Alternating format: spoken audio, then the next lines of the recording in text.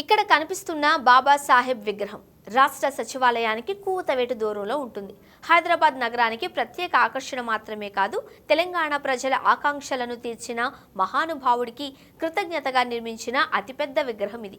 రాజ్యాంగంలో ఆర్టికల్ 3 ద్వారా చిన్న రాష్ట్రాల ఆవిర్భావానికి కారణమైన రాజ్యాంగ నిర్మాతగా అంబేద్కర్ను గౌరవిస్తూ నాటి కేసీఆర్ ప్రభుత్వం ప్రతిష్టాత్మకంగా ఆవిష్కరించింది.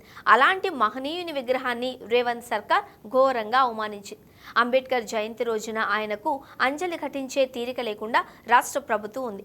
నివాళులు అర్పించడానికి సీఎం వెళ్లలేదు సరికదా, ఆఖరికి సీఎస్ కూడా వెళ్లలేదు. ప్రభుత్వం చూపుతున్న నిర్లక్ష్యంపై పలువురు తీవ్ర ఆవేదన వ్యక్తం చేస్తున్నారు.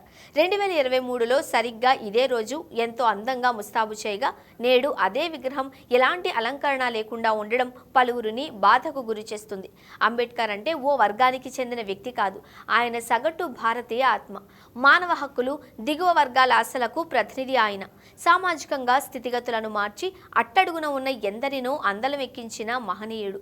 అంతటి మహోన్నత చరిత్ర ఉన్న వ్యక్తిని రేవంత్ రెడ్డి ప్రభుత్వం విస్మరించింది. సెక్రటేరియట్కు సమీపంలో ఆకాశమంతో ఉన్న అంబేద్కర్ విగ్రహాన్ని ఏమీ పట్టనట్టు వదిలేసింది. ఏప్రిల్ 14న అంబేద్కర్ జయంతి అంటే దేశవ్యాప్తంగా పండుగ వాతావరణం నెలకొంటుంది. చిన్న పెద్ద అందరూ ఆయనకు అంజలి ఘటిస్తారు. అలాంటిది రాష్ట్రానికే తలమానికంగా నిర్మించిన ప్రపంచంలోనే అత్యంత ఎత్తైన అంబేద్కర్ విగ్రహానికి అలంకరణ లేకుండా, కనీసం పూలమాల కూడా వేయకుండా బోసిగా అలా వదిలేసింది. రాజ్యాంగాన్ని తామే గౌరవిస్తున్నాం, అంబేద్కర్కు అసలు సిసలు వారసులం తామేనంటూ గొప్పగా చెప్పుకునే కాంగ్రెస్ నాయకులు దీనిపై ఏం సమాధానం చెబుతారు?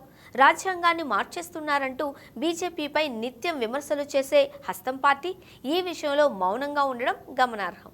రాష్ట్ర ప్రభుత్వం నిర్లక్ష్యం వహించడంపై దళితులు తీవ్ర ఆగ్రహం వ్యక్తం చేశారు.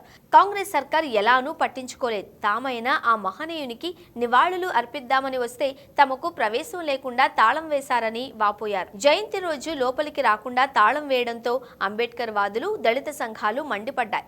విగ్రహానికి కనీసం పూలమాల వేయని ప్రభుత్వం కనీసం లోపలికి రానియకపోవడంతో దళిత బహుజన సంఘాల ప్రతినిధులు ఆగ్రహం వ్యక్తం చేశారు. జయంతి సందర్భంగా అంబేద్కర్ విగ్రహాన్ని చూసేందుకు ఇతర రాష్ట్రాల నుండి అంబేద్కర్ వాదులు వచ్చారు.